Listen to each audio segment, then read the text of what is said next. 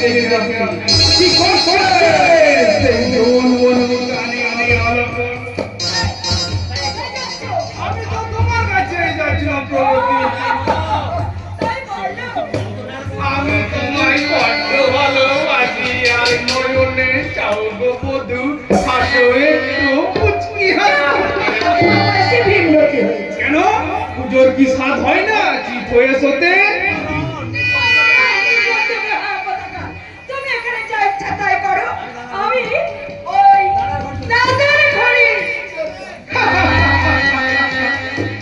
ফুলসজ্জা ঘরে যাওয়ার আগে পিয়ালিকে আমার কাছে একবার পাঠিয়ে দেবে ওর সঙ্গে আমার কিছু জরুরি কথা আছে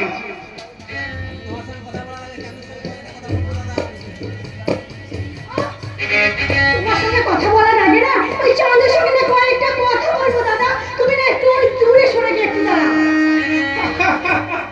আমাকে দূরে দাঁড়িয়ে যদি বললি কেন রে পিয়ালি এখন থেকে তো আমাকেই তোর কাছে কাছে থাকতে হবে আপনি ঠিক বলেছেন জামাই বাবু নিয়তি আর ভাগ্য পাশাপাশি না থাকলে মজা জমবে কি করে জানো তুই কি আমাদের পক্ষে তাহলে শোনো বৌদিমণি ওই বস্তির মেয়েটা অন্ধ তাই ওটা হয়ে গেল কৃষ্ণপক্ষ তোমার মুখটা চাঁদের মতো তাই তুমি হয়ে গেলে শুক্লপক্ষ অন্ধকারকে আমার ভীষণ ভয় তাই আমি হলাম গিয়ে শুক্লপক্ষের লোক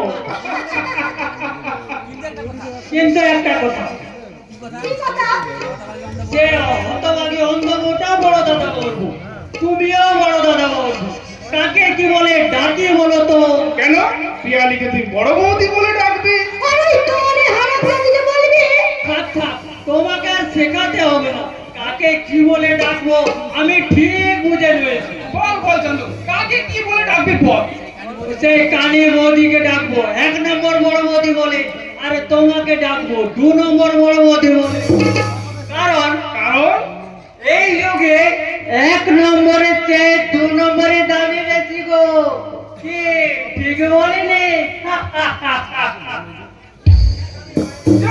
চান্দুকে জিজ্ঞাসা করতে ভুলে গেলাম আর তোদের ফুলসজ্জা জেনে কি করছে সে হারামজাদি বউটা এখন আরে কি আমার করবে শুধু ওই কাঁদছে আর কাঁদছে কাঁদছে কাঁদবে না তো কি করবে সে যত কাঁদবে আমি তত হাসবো যত ডুববে তুই তত হাসবি তাহলে শোনো দাদা এতদিন আমি তোমার কাছ থেকে ওই দূরে শোনা এখন তোমার কাছাকাছি থাকবো সে তো আসতেই হবে রে সে তো আসতেই হবে নাহলে আমার শ্বশুর মশাই ডাইরেক্ট টাইট করার মন্ত্র ঠিক কি করে কি করে ওই শয়তান শ্বশুর মশাইটাকে ডেকে আমার হাতে দিতেই হবে দাদা তুমি কত বুদ্ধি ধরো আর একটা কথা মন দিয়ে শুনবো আজ তোদের ফুলসজ্জা তুই বিপ্লবের অস্থি মজ্জায় মিশে যাবি কোনো কিছুতেই লজ্জা করবি না ইয়া মানে তোর ননার শরীরের কল কবজা দিয়ে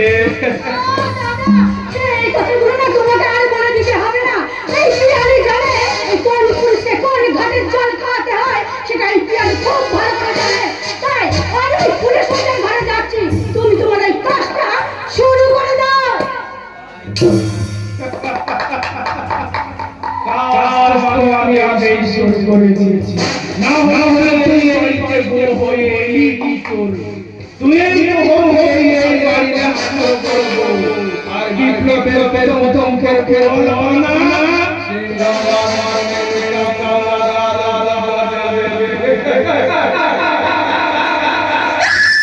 প্রগতি আমার কাছে এখন পুরনো ক্যাসেটটা দেখে দেখে আমার একঘেয়ে হয়ে গেছে নতুন ক্যাসেট চাই নতুন ক্যাসেট আলপনা ক্যাসেট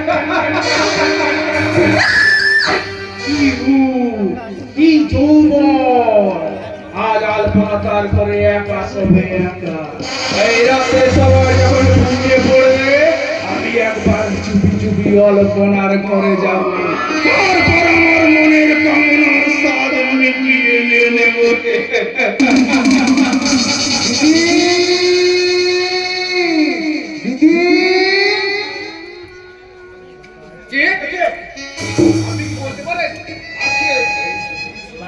আজকে এই বাড়ি কিসের উৎসব হচ্ছে। কে কে তুমি? আমি এবারই বড় বউয়ের ভাই, আমার নাম অঞ্জন। হ্যাঁ, চাকরির সন্ধানে আমি কিছুদিন বাইরে গিয়েছিলাম। হঠাৎ বাড়ি ফিরে দেখলাম দিদির হাতে লাগানো পেঁপে গাছে কয়টা পেঁপে পেকে লাল হয়ে আছে। তাই কয়টা পেঁপে আর আম আমি দিদির জন্য নিয়ে এসেছি। দিদি, দিদি,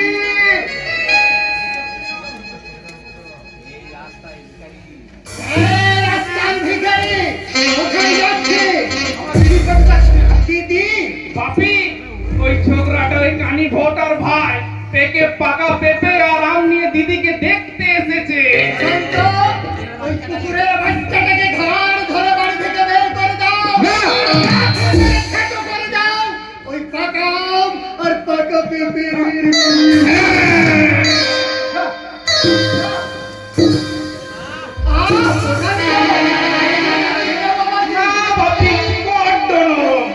একটু চাপ দিলে সব ফল বলে একেবারে আপনার মানুষটা কি? ছোট লোক হয়ে বহুত বড় বড় কথা, এত সহজ সহজ পেরি কথা থেকে শুয়ারের বাচ্চা। এই দেখো দেখো, আরে চপ্পলটা জোরে জোরে মারলে কেন? গরিব মানুষকে চপ্পল মারতে হয় একটু গরিব গরিব করে, মানে ছোট ছোট করে। হয়ে গেছে বাপি, ভুল হয়ে গেছে। আর হাওয়াটাও তো স্বাভাবিক, কারণ আমি যে আপনার মতো একটা বিশাল মাপের মানুষের কাছে থাকি।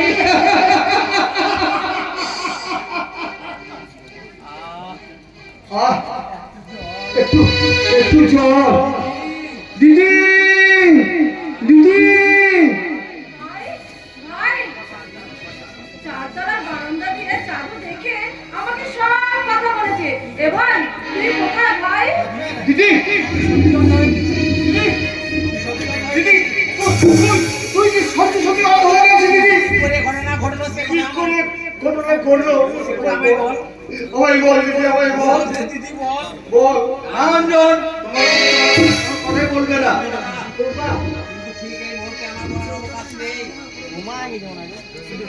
কিন্তু এই মুহূর্তে ঠিক আমার কিছু বলার অবকাশ নেই। এই কাণ্ড জ্ঞানহীন বা বিপ্লব রায়চৌধুরীর সুগন্ধি প্রমাণটা দিয়ে তোমার কপালে রক্ত মুছতে মুছতে যত তাড়াতাড়ি এই বাড়ি থেকে বেরিয়ে যাও। আমি একা যাবো না বিপ্লবটা, যাবার সময় দিদিকে আমার সঙ্গে চলিয়ে যাবো।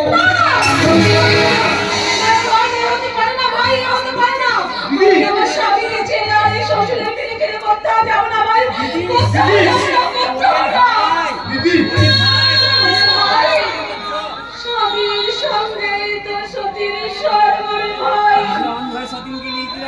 তাহলে অন্ধ হয়ে ওর সতীনকে নিয়ে চিরকাল তুই আমাদের সঙ্গে বাস করে দিদি। আমি চললাম, যাওয়ার সময় নিয়ে চললাম।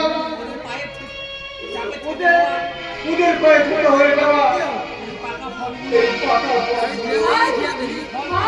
তুমি কি ফল নিয়ে এসেছিলে অঞ্জন?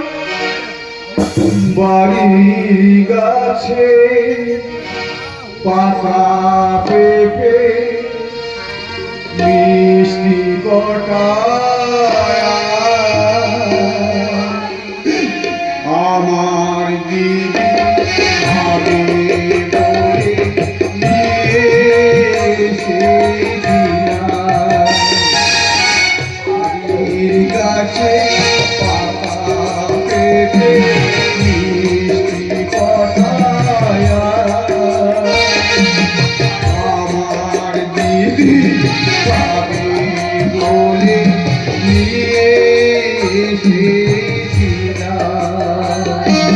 বুকের চাপে যেত হলো ভাইয়ের অনাথ। হাসির বদলে পেলাম আমি শুধুই চোখে এ আদর্শ বিপ্লব পেলাম তোমায় পেলাম। আমার দিদি ভাবে বলে নিয়ে এসেছিলাম। গাছে পাতা পেতে মিষ্টি কটায় আবার দিদি আমি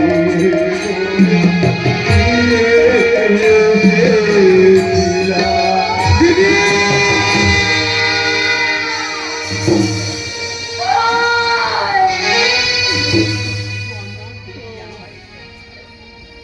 অঞ্জন, তুমি কি জানো এই বিপ্লব চরিত্র হারিয়েছে এ তোমার দিদির জন্য? শুধু শুধু অনুতাপ করে কি লাভ হবে বলো? আলপনা, পুনঃসজ্জার ঘরে তোমাকে তো যেতেই হবে, যাও তুমি। না না, আমি যাবো না। কিন্তু যে যেতেই হবে তোমাকে। না না, আমি যাবো না, যাবো না। তোমার তোমার সম্মান তোমার সম্মান রক্ষার জন্য আমি অনেক নিচে নেমেছি, আর নিচে নামতে পারবো না, কিছুতেই না। তুমি তো এই সংসারে একটা নতুন চরিত্র গো। নতুন চরিত্রের মাথায় তুমি কিসের মোটু পড়াতে চাইছো আলপনা? এই চরিত্রটার কি মূল্য আছে? তোমার চোখ থাকলে তুমি দেখতে পেতে এই হতভাগ্য বিপ্লবের চরিত্র পরিচিতির পরিণতির নীতি হয়ে গেছে। বিপ্লব সত্যি সারা গায়ে লেগে গেছে 1402 বঙ্গাব্দের পা। এই চরিত্রের কোনো ক্ষমা নেই, এই পতন কাহিনীর কোনো ক্ষমা নেই। এই বিপ্লবের আগে পেছনে সব দিকে শুধু গ্যাস গ্যাস আর গ্যাস। আমি চললাম। কোথায় যাচ্ছ? তুমি কি তাহলে পুনঃসজ্জার ঘরে যাচ্ছ? তাহলে তুমি কোথায় যাচ্ছ? মদের দোকানে মদ খেতে। না না না না না, আমার ব্যথার গানে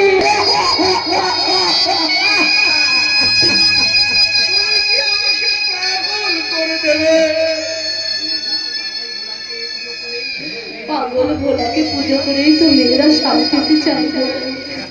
তাই বলি তুমি তোমার সতীনী ঘরে ফুলসজ্জা করতে পাঠাবে? সতীন? কে বলেছে? কে বলেছে আমার সতীন? ও যে আমার ছোট বোন গো। আমারও তো একটা মন আছে। তুমি এখন তোমার মনটাকে তপবন করে দাও গো। তুমি কি সেই তপবনের সাধিকা? না গো না, আমি যে সেই বৃন্দাবনের রাধিকা। তুমি রাধিকা নও, তুমি রাধিকা নও, তুমি এই ভালোবাসার পহিলিকা। তার নিজের ভালোবাসাকে পাঠাতে চাচ্ছ ওই পহিলিকার কাছে। ওটা যে আমার ভাগ্যে লেখা আছে গো।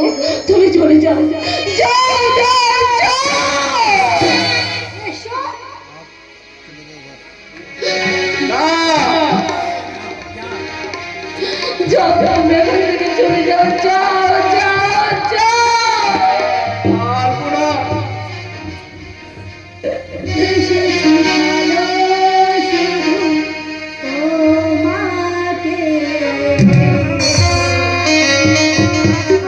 আজও ভালোবাসি তোমাকে,